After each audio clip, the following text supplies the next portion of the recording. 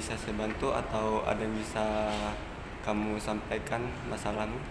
Ini Pak, saya kemarin dapat rekomendasi dari teman saya untuk konseling ke Bapak gitu. Apakah benar Bapak membuka jasa konseling di sini? Ya, sebelumnya dengan Bapak siapa? Saya Fatur Pak. Big Patur. Iya, Big Fatur Pak nama saya. Big Patur sendiri di sini masih untuk pertama kali ya melakukan praktek konseling. Benar Pak, saya baru pertama kali melakukan konseling. Oke, di sini Patur ingin menceritakan tentang masalah apa? Jadi gini Pak, saya ingin menceritakan sesuatu yang terjadi di masa lalu waktu itu. Hmm, jadi di sini kita akan melakukan praktek teknik konseling analisis transaksional. Jadi di sini saya sebagai konselor, nama saya Piki Zabino. Di sini saya yang akan bertanggung jawab atas proses jalannya praktek konseling hari ini. Baik Pak. Sebelumnya, praktek konseling pada siang hari ini memiliki beberapa asas. Yang pertama ada asas keterbukaan. Di sini Fatur bebas untuk menceritakan atau menyampaikan masalah yang ingin Fatur ceritakan. Yang kedua ada asas kerahasiaan. Asas kerahasiaan ini di mana cerita Fatur tadi akan terjaga keamanannya dan hanya Fatur sendiri dan saya yang tahu. Baik Pak. Dalam proses konseling ini kita diberi waktu paling maksimal 45 menit. Di sini saya siap menceritakan, saya siap mendengarkan jika Fatur sudah siap untuk menceritakan. Oke. Izin Pak nanya, untuk waktu apa tidak bisa diperpanjang lagi Pak untuk masalah waktunya? Kalau buat konseling itu sendiri biasanya mau semaksimal itu udah 45 menit. Lebih dari 45 menit itu biasanya direkomendasiin untuk datang lagi. Baik Pak, siap Pak. Mungkin saya sudah siap bercerita Pak. Bisa mulai? Baik Pak. Jadi awalnya saya mengenal seseorang itu di tahun 2018 Pak. Waktu itu Untuk SMA. iya Pak, saya mau masuk SMA waktu itu. Saya mengenal sama dia karena salah satu acara lah Pak. Dia kebetulan penari, saya penyanyi. Nah, kami sebenarnya tidak mengenal satu sama lain tadinya memang. Tapi saya respect dengan dia karena dia samperin saya gitu Pak ke tempat saya buat berkenalan gitu sih Pak. Terus dari situ awalnya baru mulai itu Pak, kami memulai hubungan dengan cara berdekatan gitu, kayak chat-chatan, terus sering bermain bareng, terus juga suka jalan-jalan bareng Pak gitu. Dan akhirnya kita memutuskan untuk berpacaran gitu Pak. Nah di masa lalu saya ini setelah saya berpacaran selama beberapa bulan, banyak lika-liku yang terjadi Pak. Nah yang mana ada suka, ada senangnya, ada dukanya juga gitu Pak. Tapi waktu di bulan Oktober itu bisa dibilang itu adalah tempatnya tersedih saya Pak, karena di situ tiba-tiba saya dihubungi sama orang untuk menjauhi si anak ini Pak. Tuh katanya sih dia bilang saya nggak cocok untuk sama si anak ini Pak gitu. Gitu. Tapi bukan dari si cewek tadi yang bilang. Kan katanya sih bisa dibilang itu nomor orang tuanya kali Pak ya. Saya nggak tahu sih Pak itu nomor orang tuanya atau nomor keluarganya, sampai membawa mental saya lebih turun gitu loh Pak. Jadi kayak ada kata-kata yang keluar dari orang terdekatnya ngomong tentang fisik saya yang gini gitu Pak. Sebelumnya gini Pak, saya itu diterornya nggak semua sekali 2 kali. Dia juga saya tanya itu siapa, dia bilang jawabnya saya nggak tahu, kata dia jawab seperti itu gitu Pak. Dan akhir dari segala macam itu terjadi di bulan Oktober akhir ke November Pak. Nah waktu itu ketika itu saya ditelepon sama orang tuanya Pak. Orang tuanya bilang kalau misalkan sudahi hubungan ini, karena katanya kalian masih terlalu kecil katanya untuk melakukan ini gitu. Tapi menurut saya itu menganggap dia sebagai adik saya gitu. Makanya saya lebih ke arah bagaimana cara saya untuk bisa menjaga dia gitu Pak di waktu di sekolah gitu. Nah disitulah saya ngerasa kayak di masa lalu itu ternyata saya terlalu dalam mencintainya Pak. Dan akhirnya saya ngerasa kok jadinya saya terlalu cinta sama orang ini gitu Pak. Itu dari kamu sudah ditelepon itu Ya. Hubungan kamu sama dia tuh masih berlanjut? Apa sudah? Masih Pak, masih sering teleponan juga masih Pak. Cuma lebih dibatasi aja Pak, karena dari situ. Itu karena memang dia sudah dikenali ke orang tua saya Pak. Orang tua saya juga tahu. Nah, ibu saya tuh senang banget sama cewek ini Pak. Selalu diberi kasih sayang lah, kayak kecilnya kayak dibelanjakan, terus kayak disisirin rambutnya gitu lah Pak, itu kekecilannya gitu. Dan itu orang tua kamu mengetahuinya? Tahu Pak, itu pasti.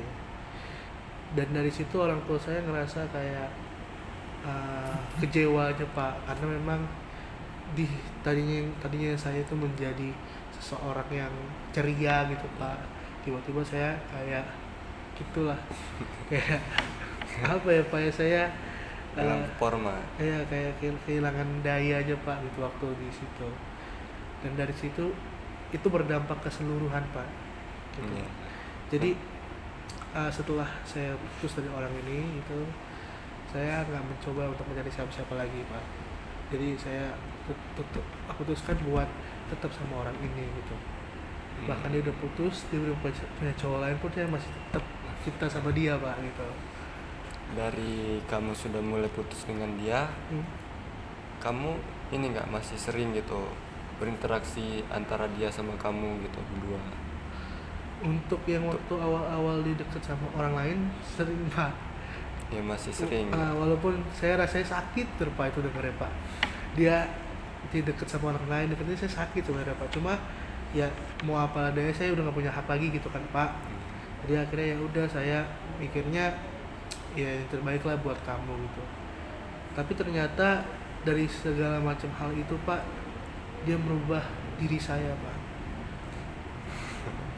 Jadi saya ngerasa, saya nggak tahu ya Pak, ini saya sendiri yang ngerasa gitu, kayak setelah putus dari orang ini, karena memang saya cinta banget sama orang ini Pak, saya langsung kayak udah gak bersemangat apa-apa lagi Pak.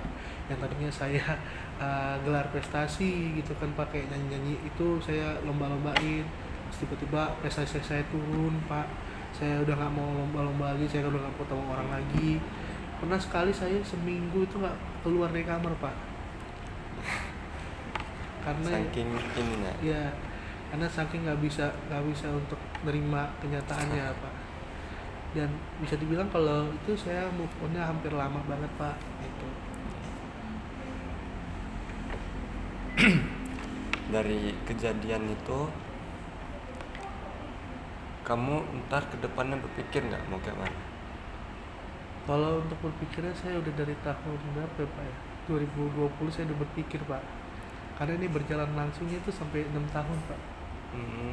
Pokoknya dari 2020 saya nge-planning bahwa diri saya tidak untuk siapa-siapa lagi.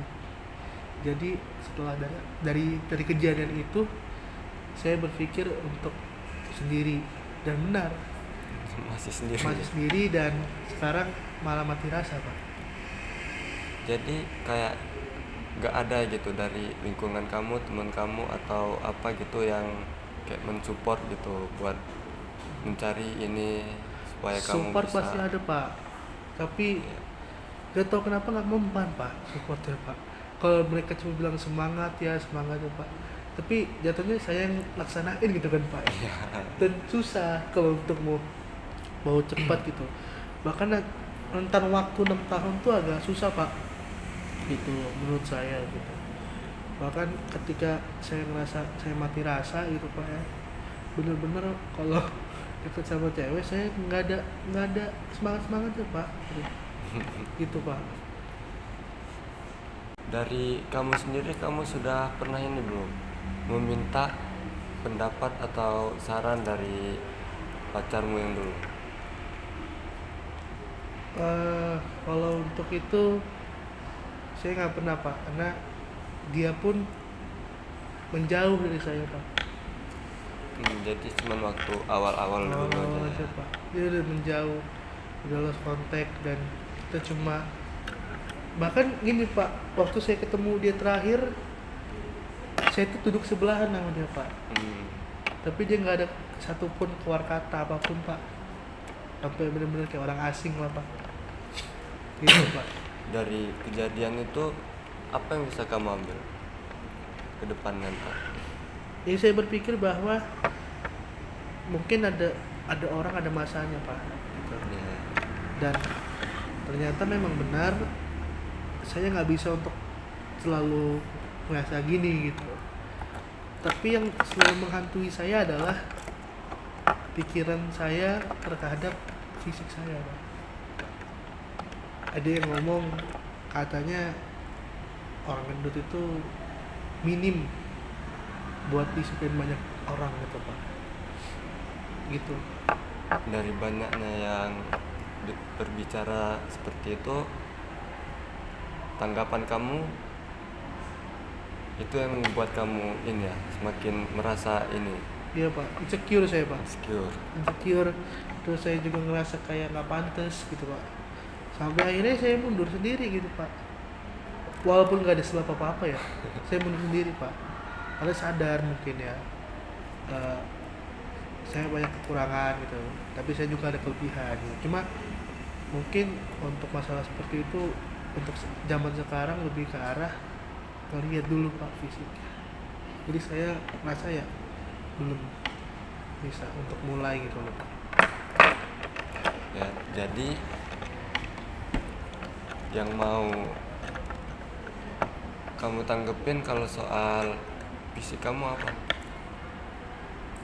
Yang saya tanggepin ya, untuk sekarang saya merepresentasikan fisik saya indah pak, karena kalau saya di sosial media selalu saya bilang kalau misalkan saya cinta tubuh saya suka aku cinta tubuhku gitu. Walaupun banyak kayak keluarga atau orang dekat yang ngomong kayak terusin sih badannya gak bagus tau ya, untuk kesehatan mungkin apa saya terima, cuma tapi untuk kayak celaan kayak susah tahu cari kerja atau susah tahu cari cewek itu gak ada yang mau nanti, itu yang bikin saya jadi kayak ketekan gitu loh pak. Jadinya gimana caranya saya bisa mendapatkan fisik yang ideal gitu loh. Dan ternyata memang benar gitu, kalau untuk sekarang yang bikin ke situ gitu.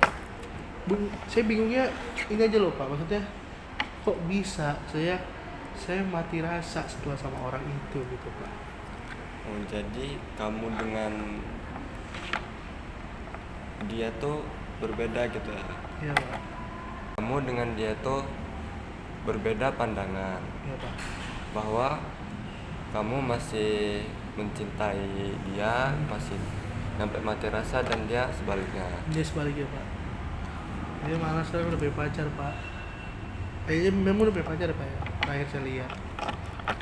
Dia bahagia sih pak, coba ya udah saya bahagia sih kalau dia bahagia pak. Itu sih pak ya saya. Dan ya kamu juga seharusnya bisa gitu kayak ngejalanin hubungan kayak yang dia jalanin. jangan, ya kamu juga harusnya bisa gitu menjalanin hubungan yang kayak dia jalanin, yang dia bisa tanpa kamu, dia bisa dengan orang lain, kamu juga pasti bisa kayak gitu. Kira-kira tindakan apa ya Pak yang saya ambil untuk bisa melakukan hal-hal lain yang seperti dulu. Pokoknya saya pengen diri saya kembali lagi Pak kayak seperti dulu Pak, yang ceria, yang semangat, dan intinya kalau misalkan dapat cinta ya alhamdulillah gitu Pak. Kamu bisa memulai merubah pandangan kamu terhadap orang lain, berani mencoba, biasa dan terbiasa. Jangan hanya berpatokan dengan masa lalu kamu, karena nggak semua orang yang kamu temuin sama dengan masa lalu kamu. Jika dia sudah oke dengan tidak adanya kamu, kamu juga harus bisa memulai oke dengan gak adanya dia di hidup kamu.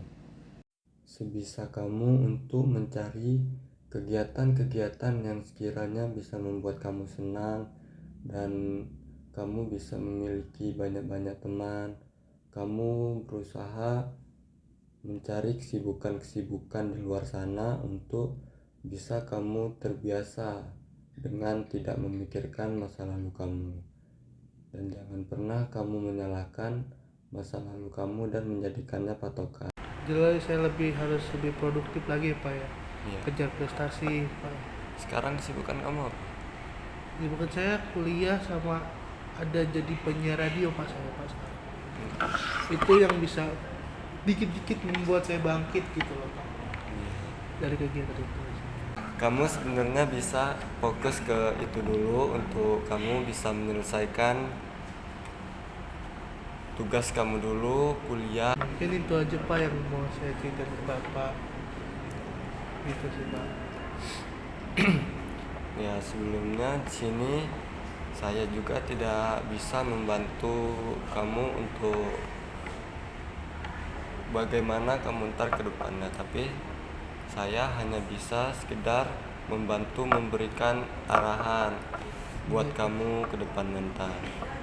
Siap Pak, terima kasih ya Pak. Mungkin itu aja Pak yang saya Apakah sudah cukup? Cukup Pak, alhamdulillah. Terima kasih ya Pak ya. Ya, sama-sama. Izin pamit ya Pak. Ya.